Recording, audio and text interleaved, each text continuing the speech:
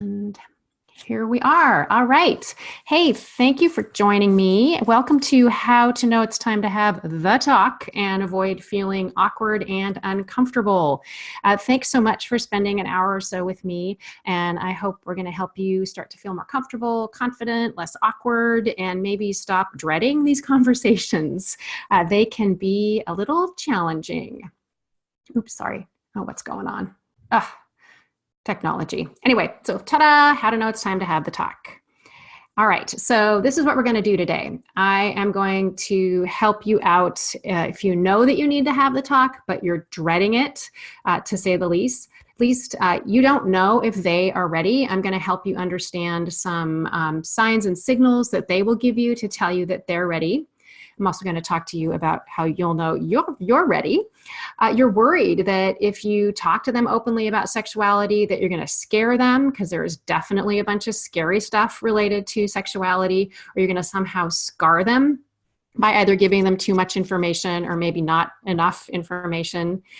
And then I think lots of parents worry that you'll do it like your parents did, which for most of us is they didn't do a very good job. My parents basically totally sucked at the sex talk, and their sucking did not serve me very well, as I'm sure you can relate. So what's going to happen today is this class will show you how to get way more comfy. So by the time we're done, you should feel tons more confident starting the conversations, or if you've already started them and you've kind of fallen off the wagon, getting back in the wagon. You'll have a sense that your awkwardness has been reduced, which is really important. And even though our kids are pretty forgiving, it's really hard when you feel awkward or uncomfortable to do something that's awkward and uncomfortable, just sort of inherently. You'll know the talk now signs, and then you'll actually be able to enjoy the talks. And just a little heads up, it is not one talk. It is multiple talks over the years, which is actually a good thing.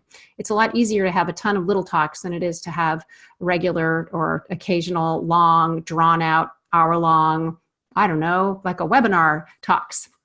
And this really is a thing. The conversations can be really funny and fun and pretty entertaining, especially in the retelling and to your peers and maybe your parenting partner. Okay, so this is how this is going to work. We'll be about an hour. Somebody was asking about that. And we'll be about an hour. And then we've got the chat pulled up. If you haven't pulled it up for yourself, down in the bottom, you should be able to click a thingy that says chat. This is where you can ask me questions. And it's all private. I know people feel like a little embarrassed sometimes that they have stupid questions, or I don't know. I just feel like it's easier for everyone if it's private. And so you can get what you need and ask me things without feeling like you're showing off your lack of knowledge. So sound good? Ready to roll? And we'll get going here. Oh, just a little warning. I'm pretty bossy. I'm very direct, and I'm guaranteed to swear. There's a reason I don't work with children. I have a potty mouth. And so this is going to be unedited, and I'm pretty quick. So, hold on to your hats, and here we go. All right, so here's what we're going to look at. We're going to look at signals that your kids are ready for the talks, ready to start, ready to increase the amount of stuff you're telling them about sex. We'll talk about why it's time, and then I'll give you some tips about what you need to feel more comfortable. And honestly, this is awkward. It's still awkward for me, and I'll tell you a little bit about myself and my family in just a second. And my goal is to get you feeling less uncomfortable, less awkward, and dread these conversations less. For most people, the discomfort never ever goes away. It just gets easier to manage, and I'm hoping by the time we're done, you'll feel way, way better. So here's the dealio. We are all sex talk muggles in the beginning, and no one is born knowing how to do this. Most of us did not have good examples of how to have open and comfortable conversations about sexuality. So it's really normal to feel like a muggle in the wizarding world, clueless, overwhelmed, kind of scared, a little freaked out. And sometimes in this world of talking about sexuality, it can be a surprise and a little bit like discovering the magical world, just in terms of your kids' reactions and your comfort level and, I promise you, no one is going to die or throw up as a result of having these conversations. And like I said, they can be fun and easy, and you can be a sex talking whiz, just like my favorite Harry Potter character, Hermione, who's Muggle born, and she's a witch. So let's all be sex talking wizards. What do you say? And witches. So in about an hour, actually more like 45 minutes or 40 minutes, after I show you what I know and tell you all what to do, I'll show you how to get more help. And does that sound cool? Alrighty. Oh yeah, and I just want to mention again, so I'm going to send you a free copy of the slides, and you'll also get a recording of this so you can go back and watch it. If you're parenting with someone and you come home and you're like, oh my God, we've got to start the sex talks, and your partner thinks you're bonkers, you can watch this with them, and maybe they will think you are less crazy.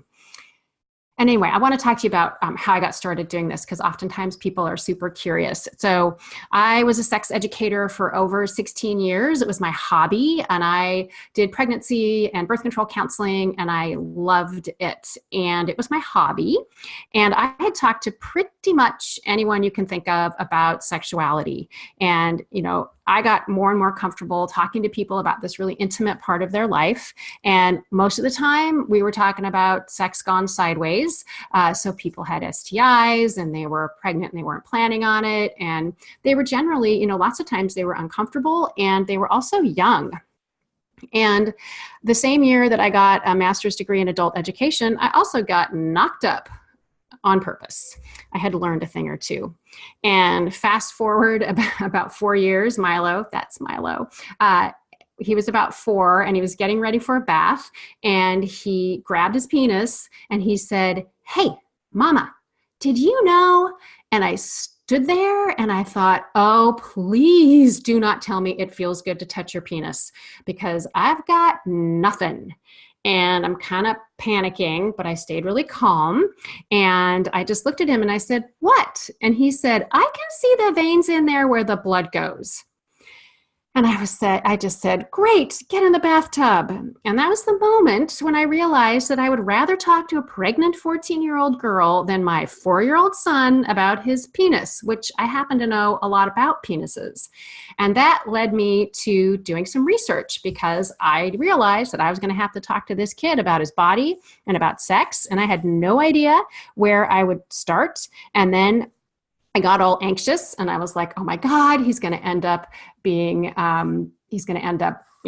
someone pregnant. He's going to end up with all the STIs ever. I've really got to do this. And thank God he's not a girl, because it feels like there's way more at stake. And so I did some research, and I couldn't find anything about talking to kids about sex, especially young kids, that suited my values and wasn't accessible.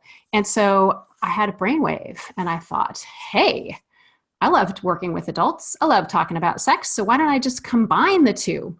And so I did, and I started doing more research, and I started feeling better and better. And I started talking to Milo.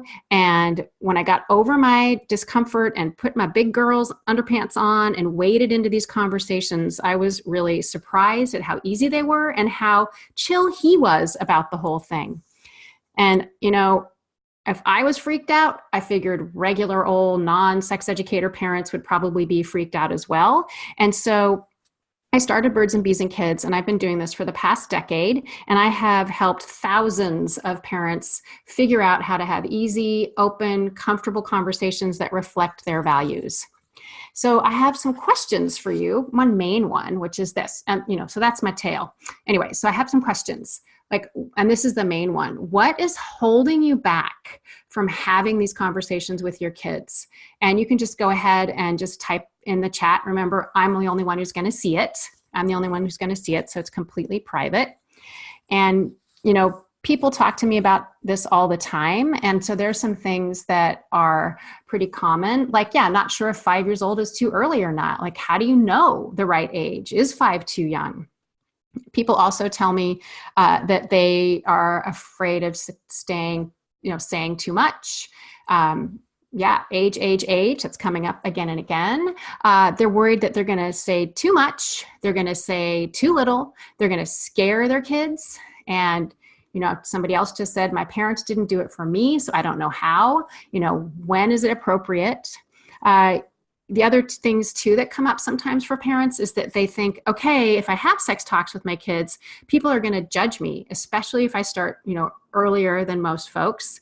They also think, shit, I haven't started the conversation. My kid's, in high school. I was teaching last night, and there was a mom who has a 14-year-old boy, and she looked at me and she's like, uh-oh, I haven't been doing this. And so she had some guilt and shame around that. And, that guilt and shame kind of is it's a family thing. It's a cultural thing. Most of us really have some guilt and shame around not having the conversation, and also, of course, around sexuality in general. So one of you is saying, why complicate his life before he's ready to learn about it? Yeah, why talk to a kid who's 7 or 5 or 9 about sex when it's really not on the table for them? So great questions. And, what if you could be more comfortable having these conversations? What if you could stop feeling awkward? And then what if you could do this really differently than your parents did, and not screw it up, or, not give you enough information? Or for some folks, their parents told them way too much, and that was usually involve their personal sex lives. So just a side note, your kids don't want to know about your sex life, so you can just take that off the table. All right, so before you get talking, there are a few things you need to know. So these are 3 signs they're ready for you to start the conversations with them. First of all, they ask you directly. They say, how did that baby get in there, when they see a pregnant person? They ask you, what's sex? They ask you how babies are made. You overhear them having a conversation with a pal. And so that's one of the ways you know that they are interested and they're curious. So any kind of direct question about any of those things is a big sign that they're ready to know. The next big sign is that they have sex ed at school. Either it's coming up, they're in the middle of it, or they've already had it. So if sex ed is on the table at your school, in most communities and most schools, they have sex ed in 5th grade. Some of the sex ed is comprehensive, which means they talk about the penis and the vagina and all the other ways of having sex and all those good things and bad things related to sex, like a little bit about sexually transmitted infections and that sort of thing. But the majority of sex education in schools, if they have it, is puberty only. So if your kid's in a school district where they do puberty only sex ed, they're missing kind of the most important thing, and they shouldn't even call that sex ed. So if sex ed is started at school, or it's starting, it's really important, and I highly recommend that you make sure your child has all the information that they're going to be teaching in the sex education class before they have it. So I do walk my talk.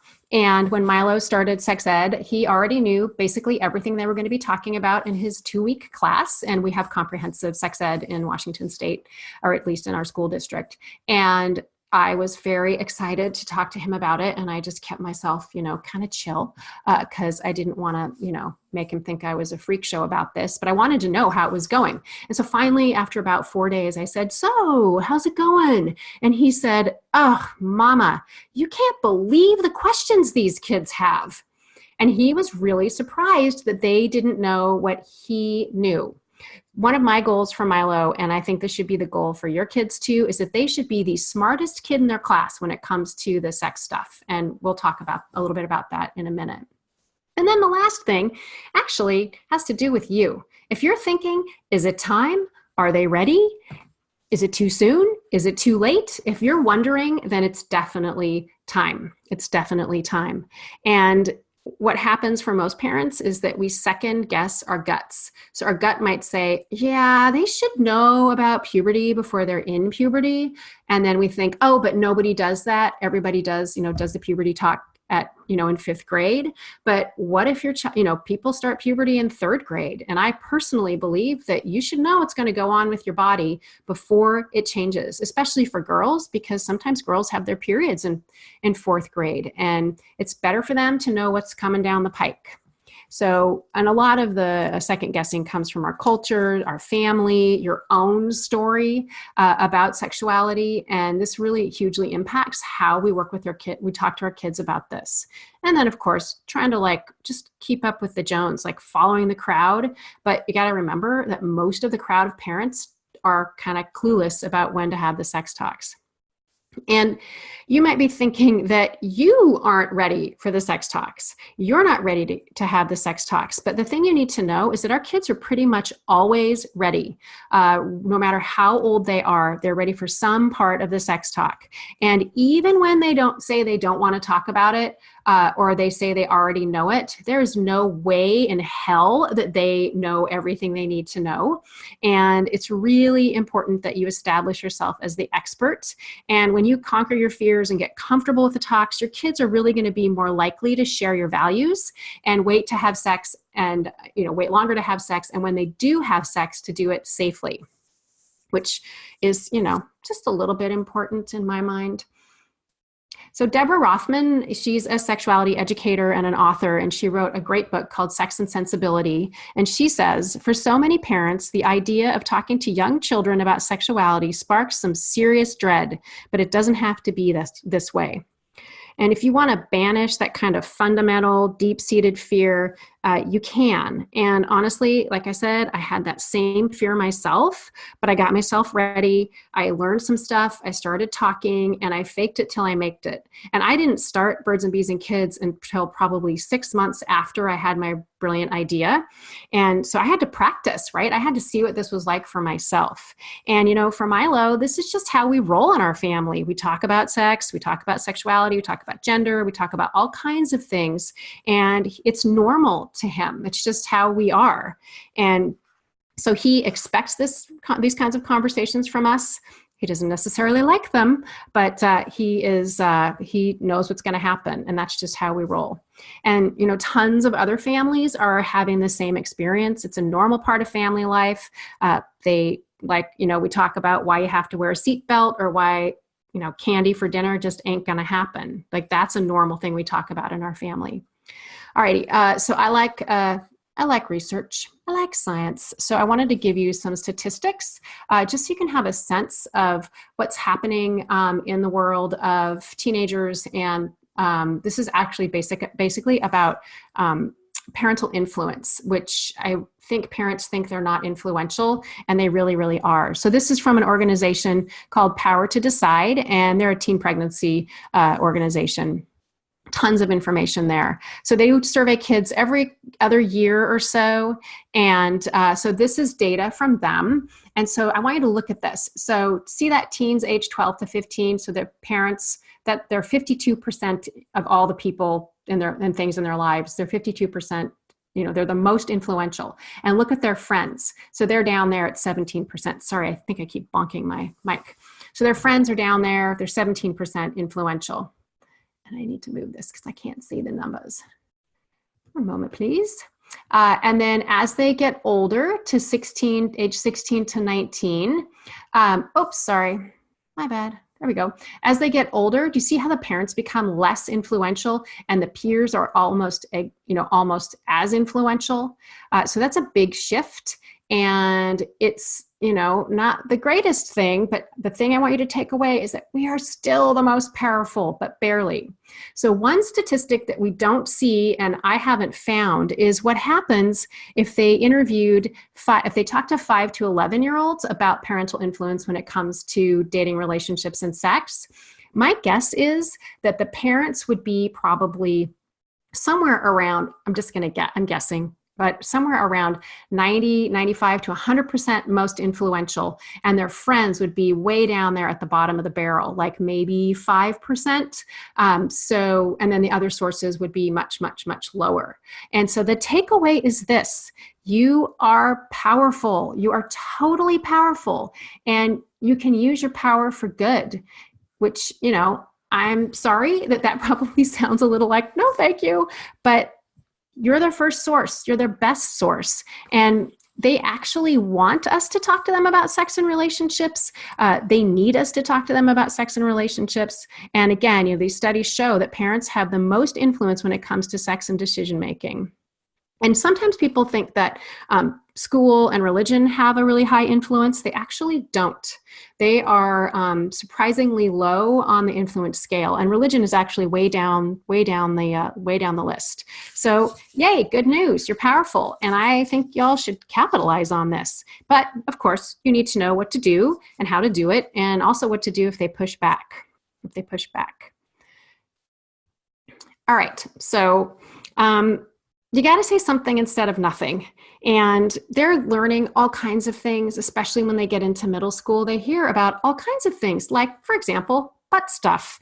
And there was a survey done of tweens and teens, again, another one regarding parental influence. And the actual title of the survey is this: Say Something Instead of Nothing, Adolescents' Perception of Memorable Conversations About Sex-Related Topics with Their Parents. And Amanda Holman of Creighton University led this study.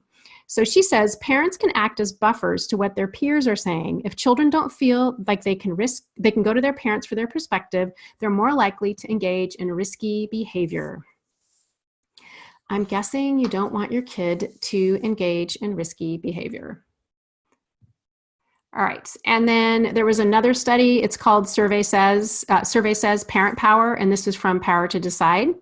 And one of the things they found was that one of the most consistent findings over the years has been the power of parental influence. Specifically, in survey after survey, tweens and teens say parents have the most influence about their decision-making about sex. So you're powerful. And maybe you don't even have a teen yet, and maybe your kid is 5 or 10. And, don't you want to be ready when they ask you how babies are made, or even scarier if they ask you what rape is, or any other sort of really uncomfortable topic? And, what if they tell you they're older and they tell you they're ready for sex, and you think that's a really bad idea? You need to establish early on that they can come to you with these questions and that you can handle it. And I know you probably want to be as prepared as possible, so you don't freak out or tell them, I'll talk to you later, which is a lovely tactic. Lots of parents say, I'll talk to you about that later, and then later never happens.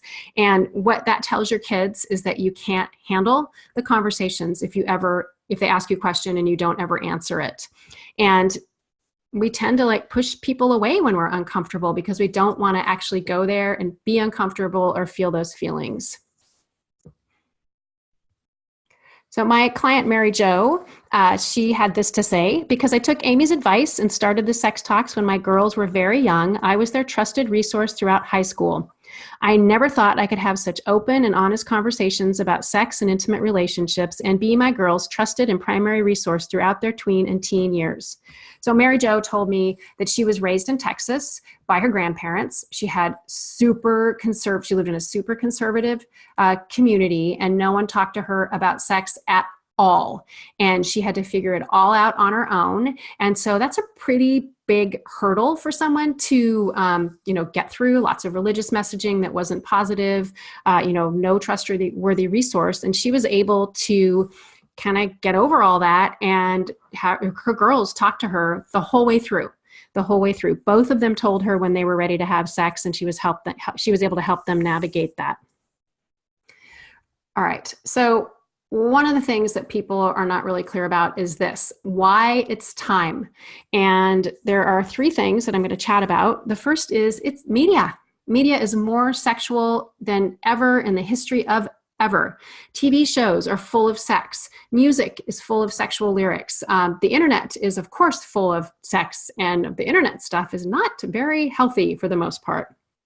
And it's super hard to control access because the TV and the internet is everywhere. I had a mom tell me last night, actually, that her kid had 5 different places he could access the internet. And that's a lot of different places to access the internet. And, for me, that's pretty scary. And the sad thing is that we can't be with them 24 hours a day, protecting them from the messages that they're getting. So the second thing is that peers, as we noticed, become more and more influential. Rumors are still out there about sex, like sex is when you kiss with tongues. And then they see and hear more and more information about sex. Kids pass around videos and they talk to each other. And so they think they know. And if you get in the door, sooner rather than later is better, but in the door at all, they see you as a trustworthy resource that you are. They'll learn your values first. Values are super important to these conversations. And then the other piece is they'll get fact-based information.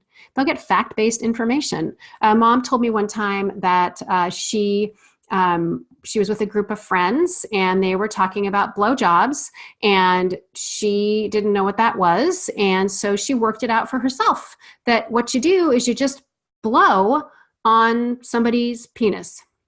So, as grown people, there's a little bit more to it than just straight up blowing. Okay, and the last thing is this, and most people don't know this. Kids are safer from sexual abuse when they have open conversations with a trustworthy, caregiver throughout childhood and adolescence. They know that sex is not for kids, that it's for later in life. They're more likely to tell you if something happens to them, if something bad or scary or something really terrible happens to them. Honestly, they're also more likely to tell you about the good stuff too. And if you're open about this, your openness helps them to be more open with you. And to be perfectly honest, when I learned this, I was like, all right, I'm all in, because I don't think anybody wants their child to, I know no one wants their child to experience something like that. All right, so it does not matter how old your kids are. Knowledge is empowering. I totally believe that the more knowledge kids have, the more empowered they feel, and it helps them to prepare. It helps them to, ride that roller coaster of adolescence, which can be pretty crazy pants, as I'm sure you recall. And, I think from your own experiences growing up how not knowing caused you problems.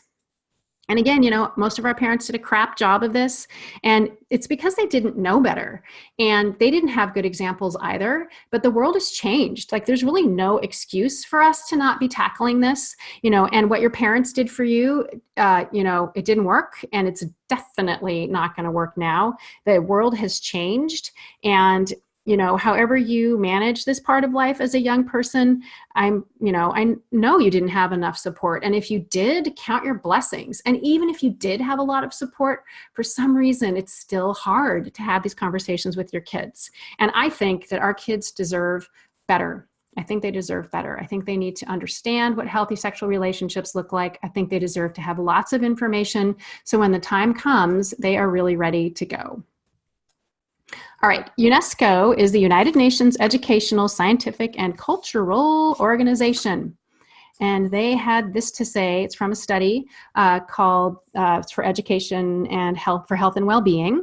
And they said a lack of high quality, age and developmentally appropriate sexuality and relationship education may leave children and young people vulnerable to harmful sexual behaviors and sexual exploitation. We know this. We see it all the time. Lack of information leads to trouble. All you need to do is go to the states that, like Texas and New Mexico, for example, where they have terrible sex education. They have very, very, very high teen pregnancy rates, which means very, very high sexually transmitted infection rates. So those two things, of course, go hand in hand.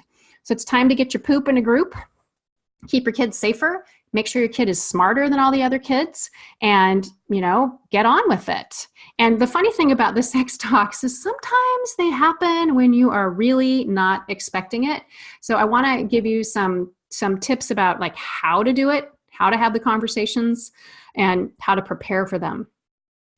So first of all, you need to just open your mouth and say the words.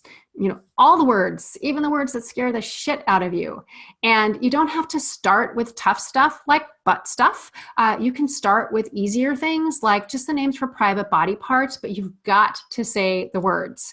And like I just said, pick something that feels easy and age appropriate. And then, repeat. And if you get started and you keep it up, practice makes progress. It'll feel easier and easier and easier. And so by the time you're talking about something as uncomfortable as rape or sexual assault, or, honestly, even oral sex can feel really uncomfortable, you'll have flexed that muscle and you'll be able to tackle those tougher issues. And honestly, this feeling never goes away. And you might still be feeling a little chicken about this. I don't want to lead you down a path that tells you that you're going to be super confident and you'll never be uncomfortable. That's just not going to happen. I know some people are like that. It's not me and probably not you. So don't feel weird that you're not like, okay, onward. I'm like a superstar here. I can totally handle the sex talking. You're going to probably be a little bit chicken and a little bit shaky, maybe throughout the entire time that you're talking to your kids. All right, so I need a drink of water. You might need a drink of water. So here's a little story. So when Milo was about, he must have been 6 or so. I think he was in first grade. And we were walking home from school. And I was like, how was your day? Well, what happened? What'd you do?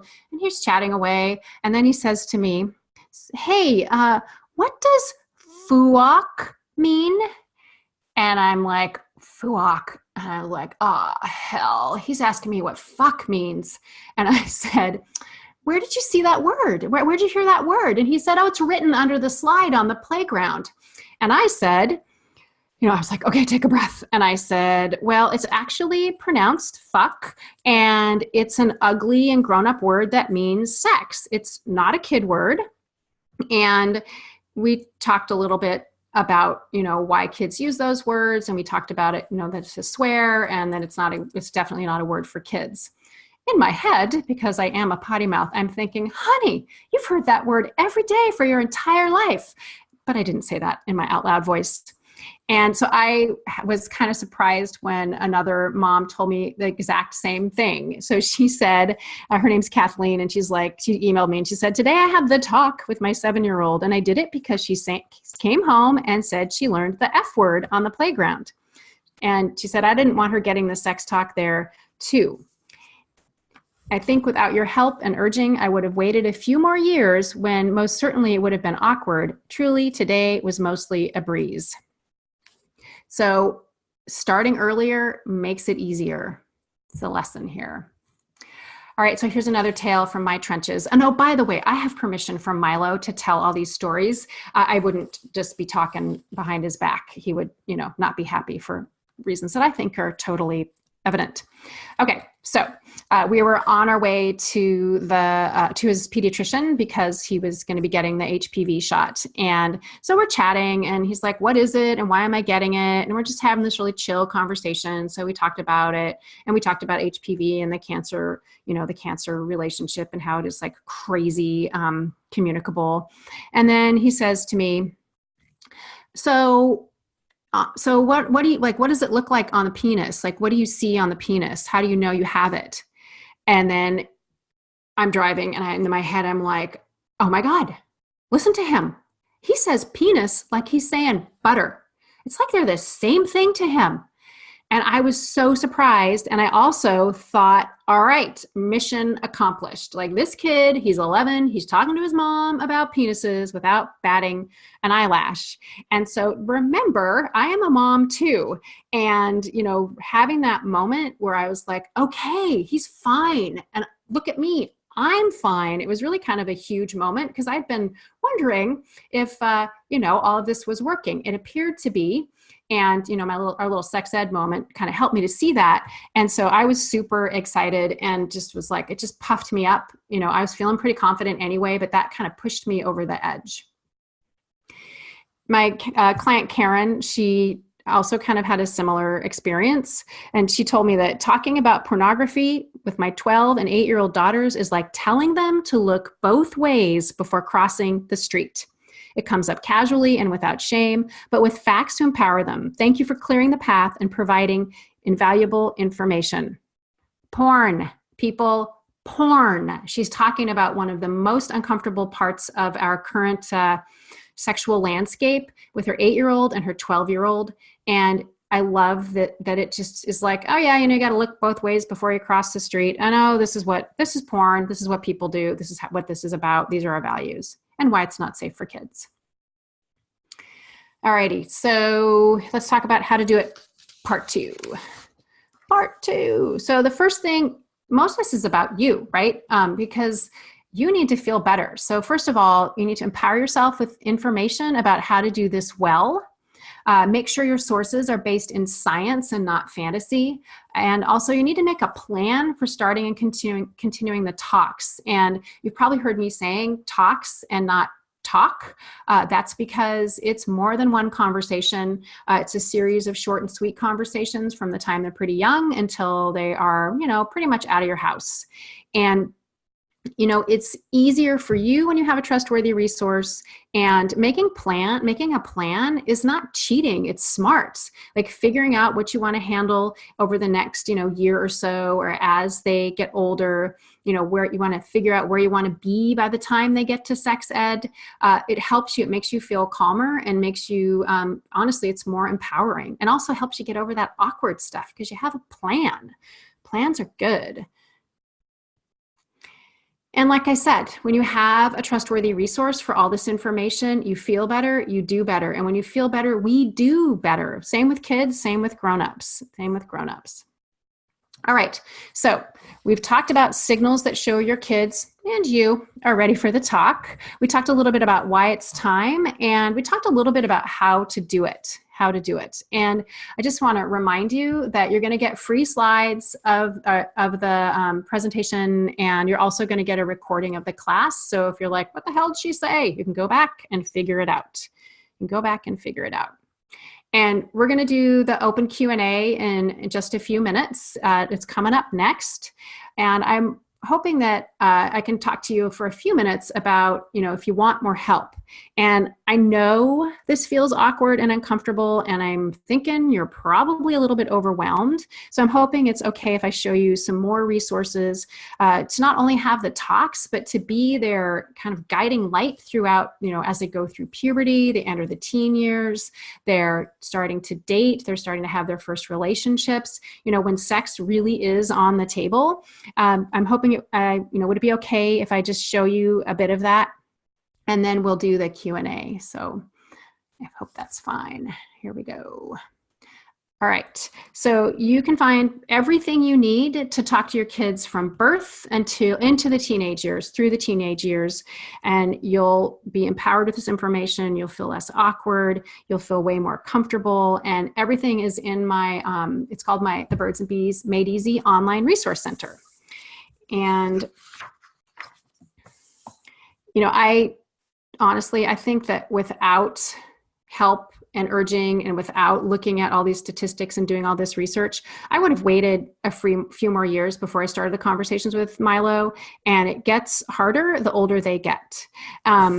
So in the Resource Center, there's all kinds of things. So I'm just going to show you a bit of what it looks like inside. So every chapter, you can do the chapters in any order you want to. There's a video, there's a handout. It's pretty much everything you need, and a bunch of stuff you probably never thought of. If you're having a porn talk emergency, like your kid sees porn, there's a bonus video called Poison Porn, Your Kids in Porn, that I did with my colleague, Joe Langford. He's also a sex educator and a therapist. And one of the other pieces of it is that I teach you this magic sex talks formula, so you can keep the conversations short and sweet. It actually takes most of the anxiety out of the conversations. It's kind of like having a plan. And the other piece is that you'll know what's coming, so you can plan for it. We talked about having a plan. I give you like a outline. How's that? One of the other parts of this is a webinar that talks about what they need to know from preschool to middle school. And it's probably going to make you a little anxious, especially if you have older kids. They need to know everything by the time they start middle school. And the video explains what everything means in a lot of detail. And it'll help you avoid giving them too much information at each age and stage. And then it's split up into different groups. So it's birth to 4, 5 to 8, 9 to 12. And then we also talk about a little bit about middle school and high school. So this is so when you log in, this is what it looks like. So you can see on the left, there's the Birds and Bees Made Easy for Parents, and then the chapters are on the left. Again, you can go through it any way you want. You can start with the porn thing. You can start with the 7 steps. You can start with the age by age video. It's just there for you to, it's self-driven. You can do whatever you want. I'm not going to tell you what to do, but I am going to tell you, you need to talk to your kids about sex. So you can see that there's a video. There's also audio that you can download. So if you're a listener rather than a watcher, you can take me on the road with you. And it's basically like a one-stop shop. All right, and so this is what it looks like if you're watching one of the webinars. So one of the webinars is about puberty, and it's puberty prep. So there's also a webinar about how to raise respectful boys in a sexualized world, girls and sexuality, what parents need to know. And what will happen is that you really will be their primary source of information. And, you know, comparatively, you are a total sex expert, and you can learn and be a little bit ahead of them as they're growing up. And again, I promise you that when you have good information, you'll feel better, you'll do better, and you'll pass that on to your kids. All right, what else do we have here? So this is another just peek at the inside of it. And I cannot stress enough how much you need to talk to your kids about porn. And it's really, really important. And when kids know about pornography before they see it, they know what to do when they see it. They feel better, they're safer, they're smarter, and they make better decisions about what to do when they see that. And overall, when they're well informed, they just do better. They just do better. All right, so if you want to take away the worries about teen pregnancy and porn exposure and getting the party started and early sex, if you just click on the link here, I'm going to pop it up here for you. You can't click on it until I give it to you. It's this. It's tinyurl.com. Oops, sorry. I feel like I'm multitasking. tinyurl.com/BBK parents. If you go there and you use the code $89.69. It's usually $89. It's just one payment of $89. But if you use the code $89.69, it drops it down to $20. So you get, oh my God. Let me start again. I'm like, so my head's stuck in sex. So it's $89. It's a one-time payment. And when you use the code $89.69, it becomes $69. So it's $20 off. And you pay once. You don't have to pay me again. And you get it forever and ever, amen. And then I also do special Q&As for people who are using the Resource Center. And every webinar I do just gets automatically uploaded there. So you don't even have to watch it live. And you'll get email and stuff letting you know when that kind of thing is going on. All right, so what else do you want to see here? Let's see. Oops, sorry. Okay, so that's what the landing page looks like. So when you go to the site, you'll see that. And then you just click on that. You can watch the intro video to tell you a little bit more about it. And then when you click on that 89, it takes you here. And you fill in the form. And it creates an account. And then when you go to the next place, there's a place to add a code. Add the code $89.69. And it's just under where the amount is on the next page of this. I didn't take a picture of that because it was too complicated. All right, so here's a little math. Here's some good for me math. I am totally happy to talk to your kids for a one-time payment of $15,000 cash. I am on it. I will do it. But a couple of things. You run the risk of me using teaching tools like that banana and pepperoni. And then the other thing you run the risk of is me sharing my values with your kids. And I am pretty sure our values are not the same. Maybe we have some things in common, or maybe we're completely different in terms of values. But I think you probably want your kids to share your values, but I'm happy to do it for $15,000. No problem. No problem. All right, here is some great math for you, or you can just do it with my help. Have, 24/7 forever and ever access for $69 if you use the code. And the benefit of that is that you're running the show. You decide what to talk to your kids about and when. You have the information, you have scripts and tips, so you can take care of these conversations in your own time and in your own way, but with some information and some power so you feel better. And then I just cheer you on from the sidelines. I just wanted to give you a little scary math. So that top number, that gigantic number, that's what it costs on average to raise a kid from birth until 18. That other number, the $13,000 number, that's what it costs annually. And in my family, if Milo happened to get somebody pregnant, he would be on the hook to support that child. And I don't want that to happen, but it could happen. And so when I saw those numbers, I didn't know them. And I was like, okay, great. I don't really have a spare $13,000 lying around. That's not part of our family planning, but our budget, but we would totally pay for it and support that child. All right, so there's the sign up page again, and again, there's the code, the webinar. The website. You can see it there, and again, use that code 8969, and you'll get the $20 discount. All right, what else is in here? And don't forget, no matter what, you're going to get a free copy of the slides and the recording link, and you'll be able to watch that. And then, okay, there's bonuses. So when you sign up in the next 48 hours, you're going to get a free copy of my award-winning book, Birds and Bees and Your Kids. This is a guide to help you clarify your values. And I don't know if I've said this enough, but the best thing you can do for your kids is talk to them about your sexual values. This is what gives you roots, and it gives them a place to kind of operate from. So it helps you clarify your beliefs. You'll also get instant access to my award-winning professionally produced video. This is actually a deeper dive than what we're doing here. I talk more about how to have the conversations, how to structure them. It's an overview as well. We look at just have you do some personal work as well, just to kind of help you get over yourself. And then we have a super secret bonus that has to do with teens, and I'm not going to tell you about that, so don't freak out. And don't worry, someone's asking, yes, of course we're going to get to questions. I wouldn't tell you that and not do it. All right, so there's information about the Online Resource Center. And remember, it's just a one-time payment. This is what I wanted when I was trying to figure out how to talk to Milo about sex. So I finally made it. Anyway, let me see if there's anything else. Okay, that's it. All right, so let's do questions. So let me know what you have questions about. I'm going to slide back up through this and see, let's see what you got. So feel free to type them into the chat. All right, somebody is asking two things. Okay, it's all kind of the same thing. Not sure if 5 years old is too early or not. Hasn't come up yet. What's the age? What's the right age? So when I was doing my research, I was trying to figure that out exactly, because Milo was 4 and 5, and I was like, oh my God, do I tell my kid the penis goes in the vagina and that's the usual way babies are made? I'm like, uh-oh, help. So one of the things I discovered is that in the Netherlands, where they basically do just about everything regarding sexuality, right? They start sex ed in school at age 5. So that's kindergarten.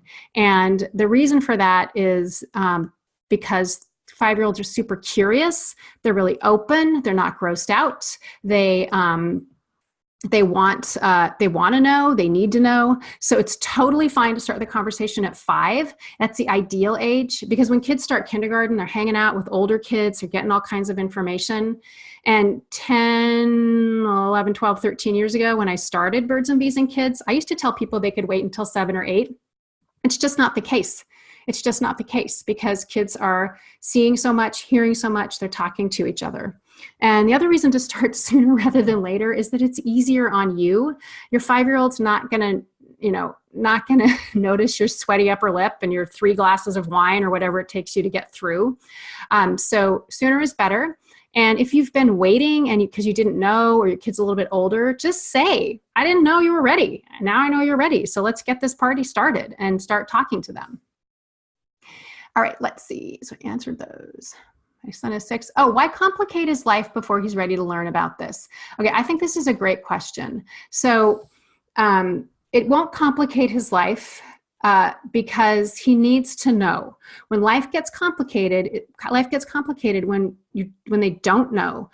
They tend to go to their peers for information. They go online for information. Most of their peers are getting their information from each other or online. So they won't see it as complicated, especially it won't be a complication for them, especially if you present it as that it's not for kids.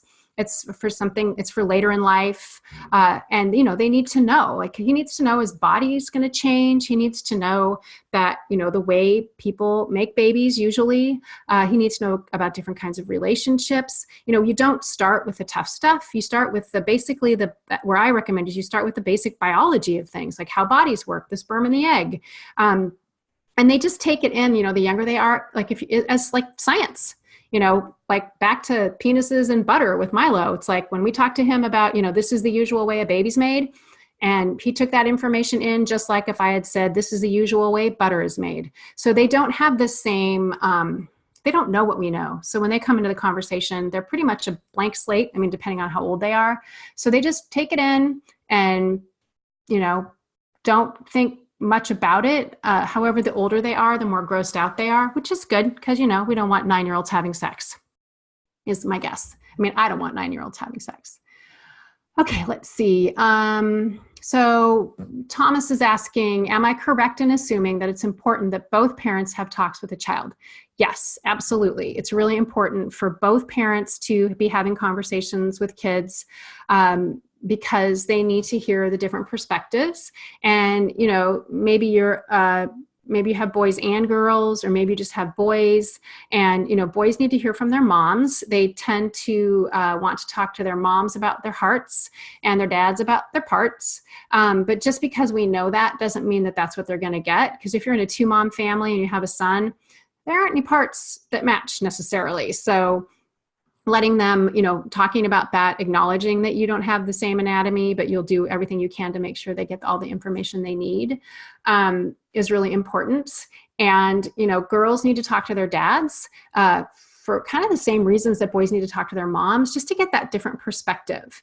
And I think one thing that people get worried about, parents have different values about things. So maybe you're divorced and you are a person who is really liberal and are like, yes, I'm going to do all this. I'm going to just get this going and I'm going to talk openly with my kid.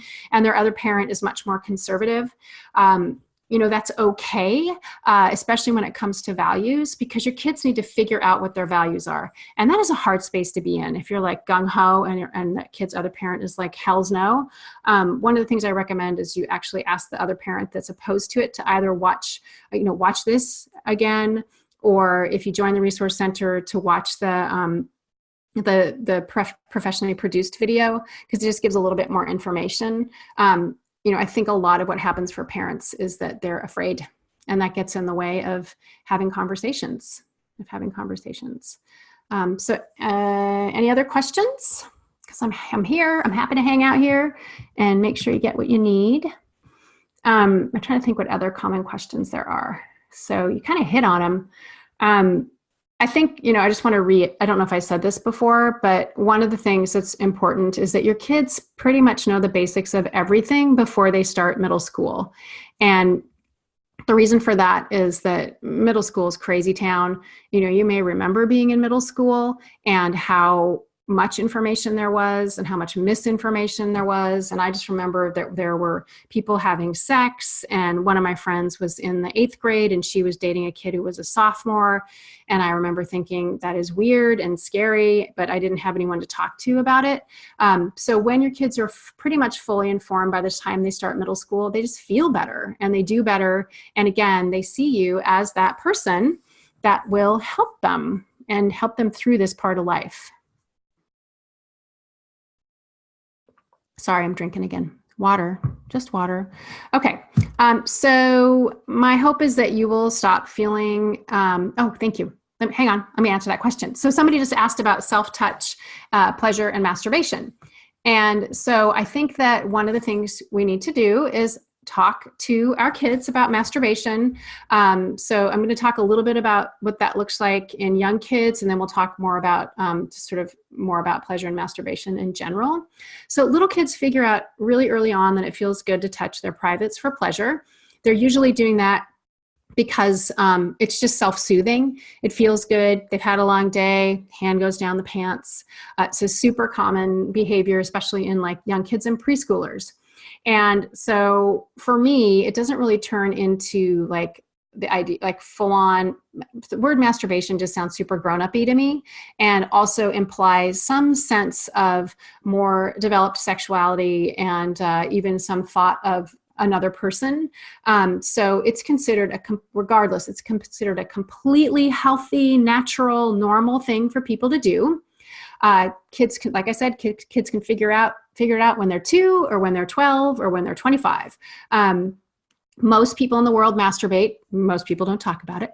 And one of the pieces that I think got left out for most of us is that just in general is that sex should feel good. The reason people have sex 99.999% of the time is because it feels good to their bodies, and people agree to have sex. We're going to plant that seed of consent, and it feels good. They want to do this together.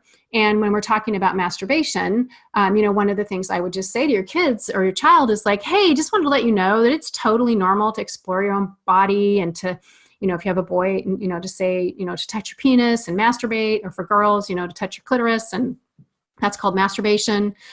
I personally believe it is super important to encourage girls to masturbate because they need to know their own bodies. For boys, it's a lot easier, right? That thing just sticks off the front of them, and it's kind of natural to touch it. And girls get way more messages about shame and how we're not supposed to be sexual, or that there's something bad about it. So, masturbation, got to get it out of the way. All right. Okay. How do you deal with the topic of nudity or modesty when some of these are culturally constructed? Germany is very liberal about nudity, but when we go on vacation in the States, our daughter is confused because she has to cover up all the time. So one of the ways to talk about this is like, it's a value, right? So in this case, there's a cultural value that nudity is natural and healthy. And in the United States, our cultural value is that nudity is bad and not okay and not safe. So you just talk about that. And, same with families. Some families are naked families. Some families are not naked families. And, there's some rules around being a naked family, especially in the United States. So one of my recommendations is that like after, maybe kindergarten-ish, that naked time is family time. Other families get weirded out when kids are naked together, even if they're really young. And again, this is about being in the US and more conservative cultures or, countries when it comes to nudity. And so, she should count her blessings that she's in Germany and can just enjoy her naked body and not have to think about it in this kind of shameful way. And I don't know how old she is, but you also might talk a little bit about, well, you can just say this for sure, like people here are uncomfortable with naked bodies. I don't get it. If you don't, you can say, I don't get it. We're totally fine with it, but we don't want people to feel uncomfortable. So when we're in the US, you got to cover up. And, when we're in Germany, it's fine. And that's usually enough. That's usually enough for kids when you're talking about that. All right. I just want to be a little bit mindful of the time. Okay. Anything else? I'm super happy to hang out for another minute or two. Let's see if I missed anything. All right. I don't see anything. Hasn't come up. Okay. All right. So I think we should wrap up. We've been an hour, like I said. So my hope is that you will stop feeling uncomfortable and awkward and maybe dreading these conversations a little bit less. I think that lots of us feel a little bit embarrassed, and I'd love it if you would feel better about this in general. And, honestly, your friends are also struggling with this. And if they see you starting the conversation, if they see you being successful, they're probably going to be a little bit envious. When you join the Resource Center, you'll just have everything you need at your fingertips, which I think gives I think there's some relief in that. And then the other thing too is that, I just said this at the beginning, when you are opening your mouth and talking to your kids, they will see you as that trustworthy resource. They'll feel better about coming to you if they have a problem, and they'll get used to you talking to them so that they make great decisions as they get older about sexuality, love, and relationships. Okay. Oh, we got one more question, and then I'm going to get out of here. All right. So let's see. My son was in the bath with his two girlfriends. Whoops. Sorry, things switched. My son was in the bath with his two girlfriends, and one of the girls wanted to show him her vagina. How might I handle this? They're ages 6 and 8. Okay, so this is super common because kids are curious, and especially in this age group, it's very common for them to want to look at each other's privates, and to talk about them. And so the fact that the girl wanted to show him her vagina is actually pretty common. So what I would have done in the moment is I would have said, oh, sweetie, I know that I'm sure he's curious, but this isn't safe or okay to show your private body parts to someone. I know you're in the bathtub, but the rule is our privates are private. And so it's not okay to look at or show someone your privates, or for anyone to look at or show you their privates. And then just redirect the conversation. And then later on, or if you found out later on, it's kind of the same conversation. I would also let the parents know that this happened and how you handled it. Be prepared, because sometimes parents flip out when they find out about this. But Again, super common. We know tons about all parts of development of children, like their intellectual development, their physical development, their spiritual or emotional development.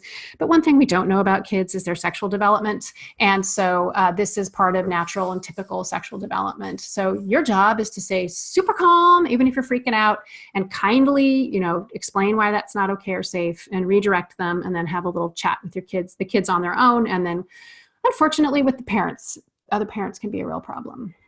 Okay, and one last question. So the Resource Center is only online, but so it's all video and handouts and audio and that kind of thing. But on my website, there are some other resources, some handouts and things if you sign up for if you get my newsletter, and it's birdsandbeesandkids.com. And then my book is available, Birds and Bees and Your Kids. So it's part of it is clarifying your own values. I talk about all the things you need to talk about. And then there's a section on, just a general section on how to talk to kids about sex. But the most robust place to get everything you need is in the Resource Center. That's where you're going to get all of the things you need and more as time goes on. All right, so I just wanted to say thank you. Thank you for hanging out with me. Thank you for your time. I loved your questions. And if you have questions for me, feel free to reach out. You'll get an email from me, and then probably tomorrow with the handouts, or I'm sorry, with the PDF of the slides and then the recording, so you can watch it again if you need to. Cool. Okay, thanks so much for your time. I hope you have a great day or night, depending on where you are. And that's it from me.